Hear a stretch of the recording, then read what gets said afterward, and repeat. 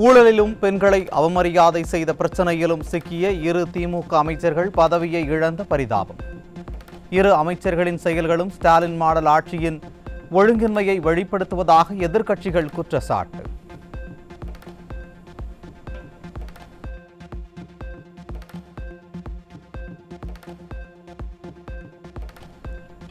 நான்காண்டு காலம் மக்களுக்கு நல்லாட்சி கொடுத்தவர் முன்னாள் முதலமைச்சர் எடப்பாடி கே பழனிசாமி.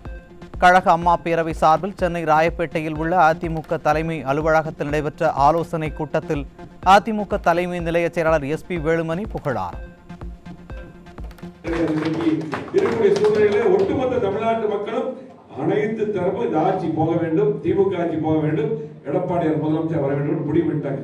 யாராக சரி, தொழிலாளர்கள், தொழில் முதலீட்டாளர்கள், அரசு ஊழியர்கள் எல்லாமே, அரசு ஊழியர்கள் எல்லாம் பார்த்தீங்கன்னா எப்பவுமே திமுக சாதகம் இன்னைக்கு அவங்களே இந்த ஆட்சி வேண்டாம்னு சொல்றாங்க. இன்னைக்கு பார்த்தீங்கன்னா ஒட்டுமொத்த ஒரே குரல் எடப்பாடியார் முதலமைச்சர் வர வேண்டும் என்று. ஜம்மு காஷ்மீரின் பகல்காம் பகுதியில் நடந்த தீவிரவாத தாக்குதல். பகல்காம் தாக்குதலுக்கு பிறகு காஷ்மீரில் 10 பயங்கரவாதிகளின் வீடுகள் தரைமட்டமாக்கிய இந்திய ராணுவம் அதிரடி நடவடிக்கை.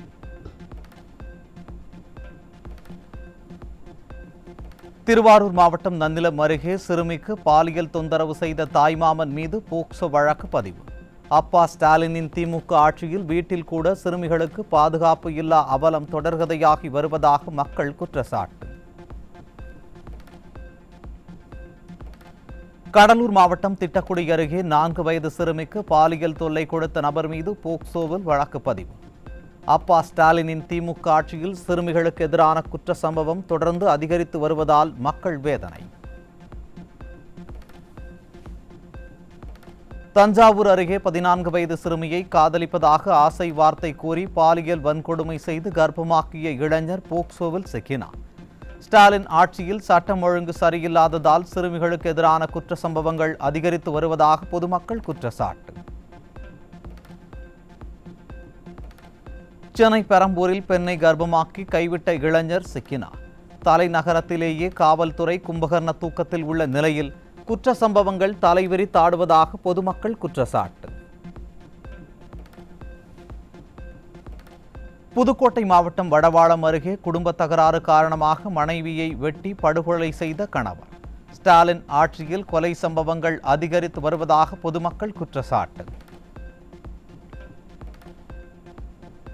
பெண்களுக்கு எதிரான குற்றங்களில் 90% சம்பவங்கள் வெளிவரவில்லை என்று கோவையில் நடந்த விழிப்புணர்வு நிகழ்ச்சியில் சென்னை உயர்நீதிமன்ற நீதிபதி தண்டபாணி ஆதங்கம்.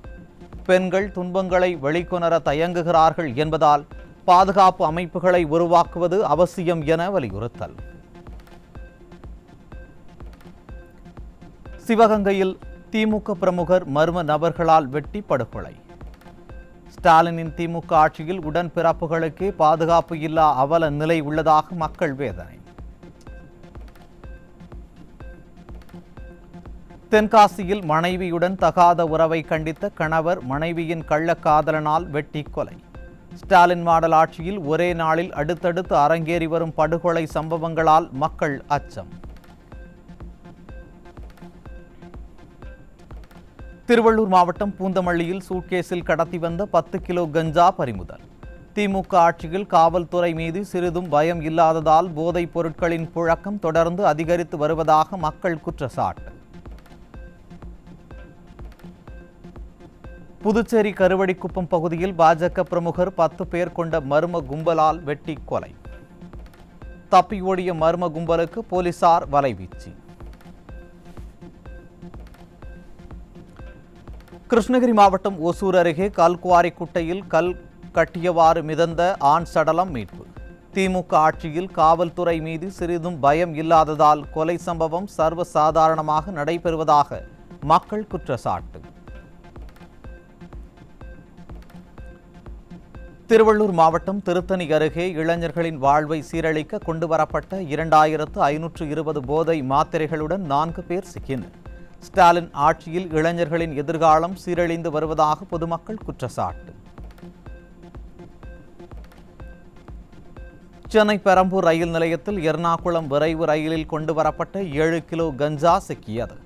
தலைநகரம் கஞ்சா நகரமாக மாறி வருவதாக பொதுமக்கள் குற்றச்சாட்டு. கடலூர் மாவட்டம் சிதம்பரம் ரயில் நிலையத்தில் கன்னியாகுமரி வரை செல்லும் சிறப்பு ரயிலில் கேட்பாரற்று கிடந்த 10 கிலோ கஞ்சா சிக்கியது. ஸ்டாலின் ஆட்சியில் தினந்தோறும் கஞ்சா சிக்குவது தொடர்கதையாகி வருவதாக பொதுமக்கள் குற்றச்சாட்டு. திருப்பூர் மாவட்டத்தில் 1.5 கிலோ கஞ்சாவுடன் 4 இளைஞர்கள் சிக்கினர். ஸ்டாலின் அரசு முறையான கண்காணிப்பு பணிகளை மேற்கொள்ளாததால் கஞ்சா விற்பனை அதிகரித்து வருவதாக பொதுமக்கள் குற்றச்சாட்டு. கோவையில் இளைஞர்களின் வாழ்வை சீரழிக்க கொண்டுவரப்பட்ட கஞ்சா சிக்கியது. இளைஞர்களின் எதிர்காலத்தை அழிக்கின்ற போதைப் பொருட்களை தடுக்க முடியாமல் காவல்துறை திணறி வருவதாக மக்கள் குற்றச்சாட்டு. கர்நாடகாவில் இருந்து தமிழகத்திற்கு கண்டெய்னர் லாரியில் கடத்த முயன்ற 5 லட்சம் ரூபாய் மதிப்பிலான 530 கிலோ புகையிலை பொருட்கள் சிக்கியது. வெளி மாநிலங்களில் இருந்து போதைப் பொருட்கள் கடத்தி வருவது தொடர்கதையாகியுள்ளதாக பொதுமக்கள் குற்றச்சாட்டு. கடலூர் மாவட்டம் விருத்தாச்சலத்தில் 2500 கிலோ எடை கொண்ட ரேஷன் அரிசி மூட்டைகளை வாகனத்தில் கடத்த முயன்ற நபர் சிக்கினார். மாடல் ஆட்சியில் ரேஷன் அரிசி கடத்தப்படுவதால் ஏழை மக்கள் பாதிக்கப்படும் அவலம். ஈரோடு மாவட்டம் சித்தோடு நரிப்பள்ளத்தில் 8 லிட்டர் கள்ளச்சாராயம் 20 லிட்டர் கள்ளச்சாராய ஊழல் பறிமுதல். கள்ளக்குறிச்சி சம்பவத்தை அடுத்தும் ஸ்டாலின் மாடல் அரசு கள்ளச்சாராயத்தை ஒழிக்க நடவடிக்கை எடுக்காமல் மெத்தனமாக இருப்பதாக மக்கள் குற்றச்சாட்டு. சென்னை கோயம்பேட்டில் பணியில் இருந்த குற்றப்பிரிவு காவலரை போதையில் சாரமாரியாக தாக்கிய இளைஞரால் பரபரப்பு. திறனற்ற ஸ்டாலின் மாடல் ஆட்சியில் மக்களை பாதுகாக்க வேண்டிய காவலர்களுக்கே பாதுகாப்பு இல்லாத அவல நிலை. தமிழ்நாடு சைபர் கிரைம் போலீஸ் பெயர் மற்றும் அதிகாரப்பூர்வ லோகோவை பயன்படுத்தி போலி கணக்குகள் உருவாக்கம். ஸ்டாலின் ஆட்சியில் இணையத்தில் கூட காவல்துறை மீது அச்சமின்றி அராஜகம் நடைபெறும் அவலம். தமிழ்நாடு அரசின் முட்டையில் இருந்து தயாரிக்கப்படும் மயோனைஸுக்கு விதிக்கப்பட்ட ஓராண்டு தடையால் நாமக்கல் மாவட்ட முட்டை பண்ணைகளில் 40% முட்டைகள் தேக்கம். உணவு பாதுகாப்பு என்ற பெயரில் தரமற்ற மயோனைஸ் தயாரிப்பாளர்களை கண்டறியாமல் மொத்த முட்டை உற்பத்தியையும் பாதிக்கும் இந்த முடிவு எப்படி நியாயமாகும் என ஸ்டாலின் மாடல் அரசுக்கு முட்டை உற்பத்தியாளர்கள் கேள்வி. திண்டுக்கல் மாவட்டம் வேடச்சந்தூர் அருகே காதல் தோல்வியால் எலிமருந்தை குளிர்பானத்தில் கலந்து குடித்து வீடியோ எடுத்து ரீல்ஸ் பதிவிட்ட இளைஞர் மருத்துவமனையில் அனுமதி. மது அருந்துவது போன்ற காட்சியும் வெளியானதால் அப்பா ஸ்டாலினின் திமுக ஆட்சியில் எதை நோக்கி பயணிக்கின்றது இந்த இளைஞர் சமுதாயம் என மக்கள் கேள்வி. விருதுநகர் மாவட்டத்தில் பட்டாசு ஆலை வெடி விபத்தில் 2025 மொத்தம் 13 பேர் உயிரிழந்த நிலையில் 10க்கும் மேற்பட்டோர் காயமடைந்துள்ளனர். ஸ்டாலின் அரசு விதிமீறல் பாதுகாப்பு விதிகள் போன்றவற்றை பின்பற்ற நடவடிக்கை எடுக்காததால் உயிரிழப்புகள் தொடர்வதாக பொதுமக்கள் குற்றச்சாட்டு. தஞ்சாவூர் மாவட்டம் கும்பகோணம் அருகே அரசு பள்ளியில் ஏற்பட்ட தீ விபத்தால் நாப்கின் மற்றும் டேபிள் உள்ளிட்ட பொருட்கள் எரிந்து சேதம். மாவட்ட நிர்வாகத்தின் அலட்சியத்தால் அரசு பள்ளி மதுப்பிரியர்களின் கூடாரமாக மாறி வருவதே தீ விபத்திற்கு காரணமாக இருக்கும் என மக்கள் குற்றச்சாட்டு. ராமநாதபுரம் மாவட்டம் முதுகுளத்தூரில் தெருநாய் கடித்து சிறுவன் படுகாயம். ஸ்டாலின் ஆட்சியில் பேரூராட்சி நிர்வாகம் நாய்களை கட்டுப்படுத்த நடவடிக்கை எடுக்கவில்லை என குற்றச்சாட்டு. கோடை விடுமுறையை ஒட்டி ஈரோடு மாவட்டம் கோபிச்செட்டிப்பாளையம் அருகே உள்ள கொடிவேரி அணையில் குவிந்த சுற்றுலா பயணிகள்.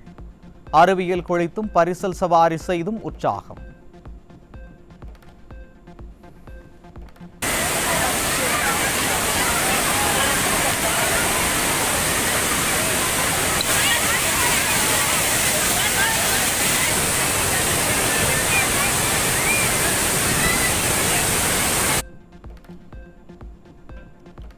காரைக்குடி சுற்றுவட்டார பகுதிகளில் தேசிய நுகர்வோர் கூட்டமைப்பின் நெல் கொள்முதல் நிலையங்களில் நெல் விற்ற விவசாயிகளுக்கு 1 மாதமாக பணம் கிடைக்காத அவலம்.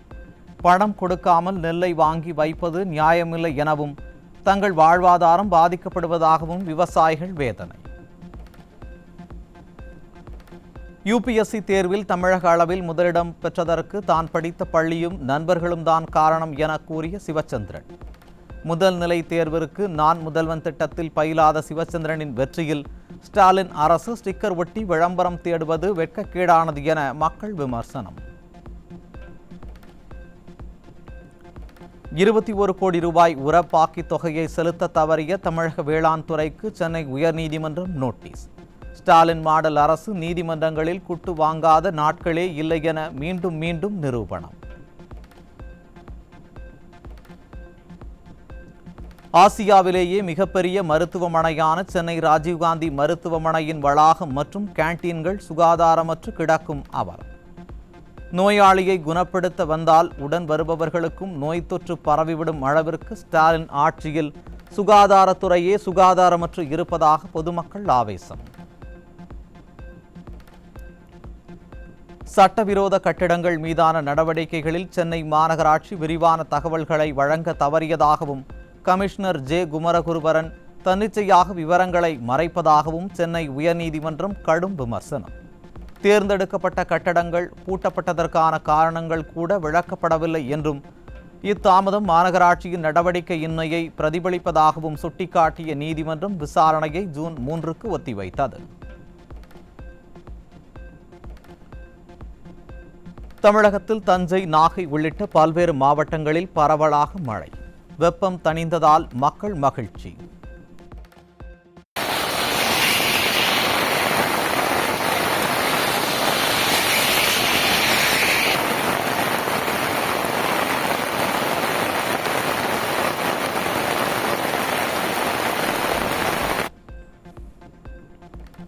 தமிழ்நாட்டில் 9 இடங்களில் 100 டிகிரி பாரன்ஹீட்டுக்கு மேல் வெயில் கொளுத்தியதால் மக்கள் கடும் அவதி.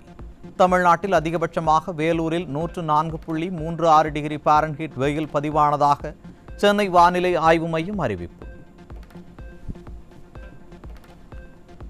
மே 1ஆம் தேதி வரை தமிழகத்தில் ஓரிரு இடங்களில் அதிகபட்ச வெப்பநிலை 2 முதல் 3 டிகிரி செல்சியஸ் இயல்பை விட அதிகமாக இருக்கக்கூடும்.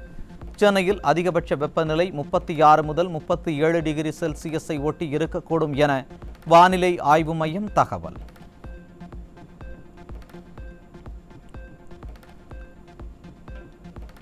நெல்லை மாவட்டம் வள்ளியூர் அருகே 2 கார்கள் நேருக்கு நேர் மோதிய விபத்து. 2 பெண் உட்பட 6 பேர் உயிரிழந்த சோகம்.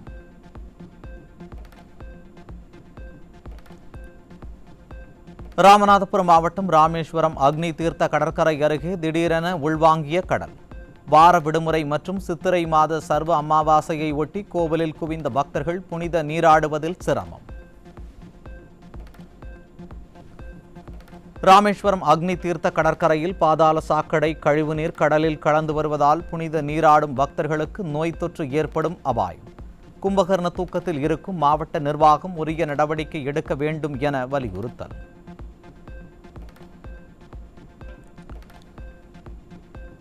தமிழக அரசின் சிட்கோ தொழில் மனைகளில் 150% வரை கட்டணம் உயர்வால் முதலீட்டாளர்கள் அதிர்ச்சி. தொழிலில் சவால்களை சந்தித்து வரும் சிறு குறு நிறுவனங்கள் பாதிக்கப்படக்கூடும் என்பதால் கட்டண உயர்வை திரும்பப் பெற வலியுறுத்தல். 2025-26ஆம் கல்வியாண்டில் 4 மற்றும் 7ஆம் வகுப்பிற்கு 3 பிரிவுகளாக இருந்த சமூக அறிவியல் புத்தகம் ஒரே புத்தகமாக இணைப்பு. வரலாறு, புவியியல், சமூக மற்றும் அரசியல் வாழ்க்கைக்கான 3 தனித்தனி புத்தகங்களாக இருந்ததை ஒரே புத்தகமாக சுருக்கியுள்ளதாக தேசிய கல்வி ஆராய்ச்சி மற்றும் பயிற்சி கவுன்சில் தகவல். டெல்லியில் குடிசை பகுதியில் ஏற்பட்ட தீ விபத்தில் 400க்கும் மேற்பட்ட குடிசைகள் எரிந்து நாசம். தீ விபத்தில் சிக்கி 2 பேர் உயிரிழப்பு என தகவல். அரபிக்கடலில் நிலைநிறுத்தப்பட்ட போர்க்கப்பல்களில் இருந்து எதிர்ப்பு கப்பல் ஏவுகணை சோதனைகளை வெற்றிகரமாக நடத்திய இந்திய கடற்படை. நீண்ட தூர துல்லிய தாக்குதல்களுக்கான தளங்கள், அமைப்புகள் மற்றும் குழுவினரின் தயார் நிலையை மறுமதிப்பீடு செய்ய சோதனை. நடிகர் அஜித் பிறந்த நாளான மே 1ஆம் தேதி வீரம் திரைப்படம் மறு வெளியீடு செய்யப்பட உள்ளதாக அறிவிப்பு. 2014ஆம் ஆண்டில் வெளியான திரைப்படம் 11 ஆண்டுகள் கழித்து மீண்டும் திரைக்கு வருவதால் ரசிகர்களிடம் மிகுந்த வரவேற்பு பெறும் என எதிர்பார்ப்பு. டெல்லியில் நடைபெற்ற ஆசிய யோகாசன சாம்பியன்ஷிப் போட்டி. 20க்கும் மேற்பட்ட ஆசிய நாடுகளைச் சேர்ந்த வீரர் வீராங்கனைகள் பங்கேற்ற போட்டியில் தமிழக வீராங்கனை வைஷ்ணவி அசத்தல்.